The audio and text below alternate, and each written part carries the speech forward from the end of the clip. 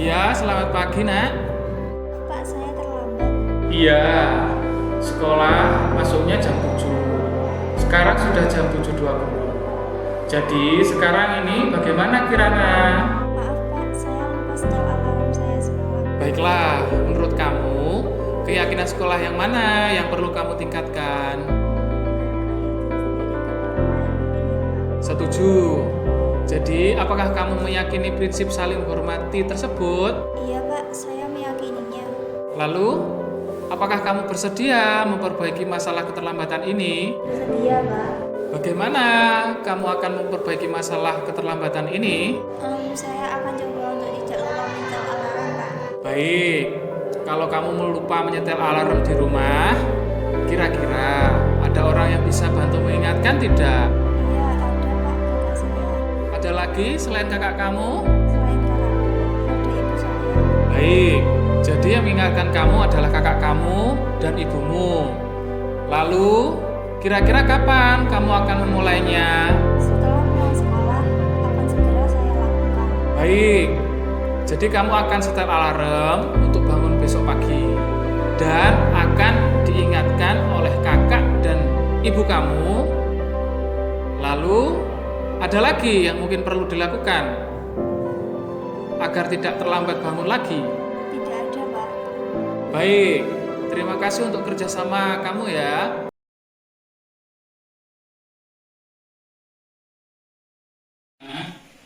Agar mereka mencapai keselamatan dan kebahagiaan yang setinggi-tingginya, baik sebagai manusia maupun sebagai anggota masyarakat. Nah, oleh sebab itu, pendidik itu hanya menuntun saja Bapak Ibu tumbuh atau kehidupannya sesuai dengan kodratnya yang ada pada anak itu, agar dapat memperbaiki lakunya bukan dasarnya, baik hidup dan tumbuhnya kekuatan kodrat anak. Jadi kita hanya, kalau menurut beliau ini, kita hanya memastikan saja. Ibarat petani itu kita nggak bisa tanam jagung tumbuh padi. Peraturan memang dihindarkan secara nasional. Kembali tadi misalnya Mas Esma menyampaikan tentang program pendidikan itu. Di sini tadi saya belum menemukan tujuan pendidikan di Indonesia itu apa, itu saya belum dengar ini tadi. Karena itu tadi baru mendapatkan kayak jadwal tol. Nah kalau kita sudah tahu tujuan pendidikan nasional itu apa, itu barangkali bisa kita jawab dengan tepat. Perbedaan antara mulai dulu dengan sekarang. Barangkali secara singkat saja, namun ya, maksud saya begini, ketika dulu pendidikan di Indonesia itu kan diatur dalam sistem pendidikan nasional, sehingga tujuannya jelas. Tidak menurut satu orang per orang, bukan. Misalnya antara lain yang paling pokok adalah membentuk manusia Indonesia seutuhnya yang berbla seterusnya. Itu nasional. Nah ini tadi yang saya dengar, yang kita baca ini kan pendapatnya Kiai Jatuhan Toro. Secara nasional saya belum dengar. Apakah secara nasional juga mengikuti Kiai Jatuhan Toro tadi? Karena yang sudah tahu ini kan Mas Karisma.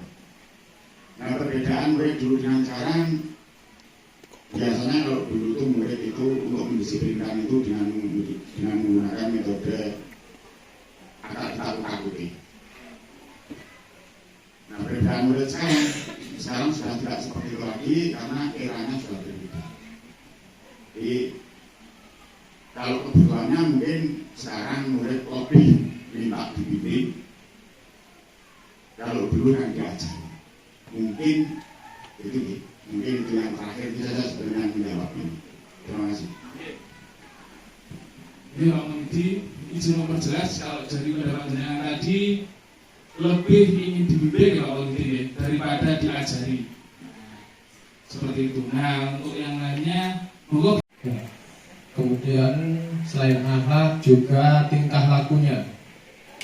Dulu kita selalu hormat pada guru, selalu menyapa pada guru ketika bertemu, baik itu di jalan maupun di sekolah. Tapi sekarang kita lihat saja ketika anak-anak kita berada di jalan, kita bertemu, kita berpapasan, mereka seolah-olah acuh pada kita. Padahal kita sendiri notabene adalah pengganti orang tua ketika ada di sekolah, seperti itu.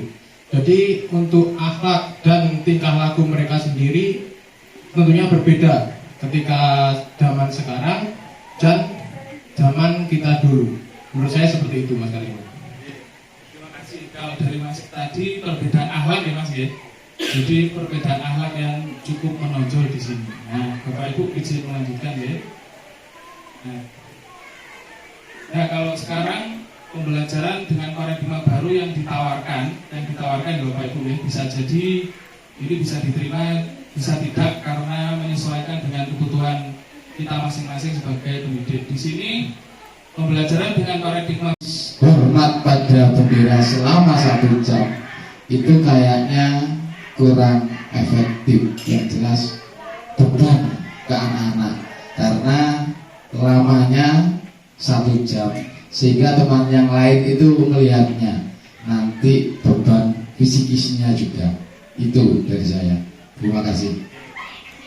Terima kasih Pak Suli. Kalau Pak Suli tadi menghukum itu seharusnya diberi tawaran ya Pak. Nah, ini masih pertama ini. Nah, terus kedua, nah nanti tawarannya akan berbeda-beda. Terus yang kedua yaitu membuat merasa bersalah. Biasanya beberapa guru itu memberikan atau ngomong, berapa kali ibu atau bapak harus memberitahu kamu selalu saja mengecewakan ibu dan bapak. Pernah kan kita seperti itu? Mungkin saja pernah deh.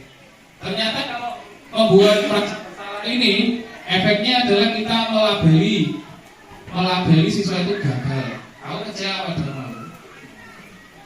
Ternyata seperti itu Bapak Ibu. Tapi bisa juga ini membuka mata mereka. Kalau mereka seharusnya tidak menjadi seperti itu. Ini seperti dua pisau, ya.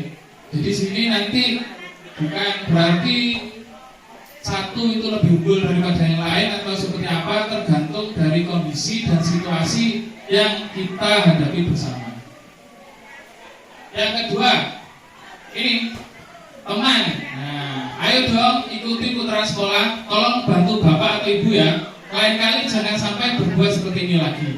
Biasanya jenengan yang sudah berteman sama siswanya biasanya menggunakan cara-cara seperti ini. Tapi kelemahannya, kalau pertemanan jenengan dengan siswanya atau dengan teman jenengan sudah mulai tidak baik, maka cara seperti ini sudah bisa berkurang. Kalau jenengan sudah tidak berteman loh ya, baik dengan teman atau dengan siswa jenengan. Nah seperti itu.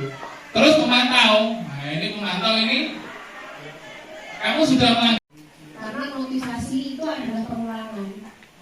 Itu masuk di teorinya Gestalt kalau nggak salah. Kalau kita mengulang-ulang sesuatu, maka akan masuk di bawah sadar dan otomatis itu bermanfaat ketika mereka terbentuk oleh suatu masalah atau peristiwa tertentu dan pengulangan itu untuk memanfaatkan mereka lebih kuat, mempertahankan ego diri.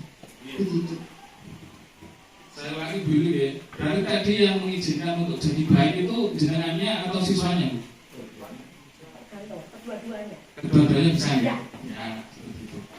Terus untuk ilusi bahwa kritik dan membuat rasa bersalah mampu menguatkan karakter. Kadang kita juga ingin mengubah siswa kita dengan kritik dan rasa bersalah sehingga mampu mengubah karakter siswa. Nah, terus yang terakhir adalah ilusi bahwa orang dewasa berhak memaksa. Nah, ini bagaimana nanti akan kita lihat lagi. Nah, izin lanjutkan Bapak Ibu. Sebenarnya habisnya subuh itu tidak dibolehkan untuk tidur. Setelah subuh itu bisa digunakan dengan beribadah, membaca Al-Quran ataupun menonton acara-acara ustaz atau kiai yang disukai. Jadi bisa menambah spiritual kita mengawali hari dengan semangat baru dengan motivasi baru. Terima kasih Bu Isa nggih. Nah, Bapak Ibu karena waktunya sudah habis nggih, sebenarnya saya masih ingin meminta bantuan dari jenengan semua. Tapi sesuai janji tadi jam 9 kita harus akhiri. Minta tolong pada Mas Rizky nggih, kita tutup dengan doa. Monggo Mas Rizky.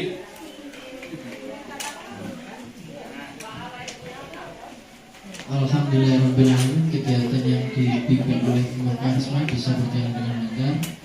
Semoga kegiatan Mas Karimah kedepannya bisa berjalan dengan baik dan lancar, dan juga apa yang beliau sampaikan semoga bisa bermanfaat dan juga berkah buat kita semua dan juga sebagai kedua pimpinan. Barakatullahi wabarakatuh.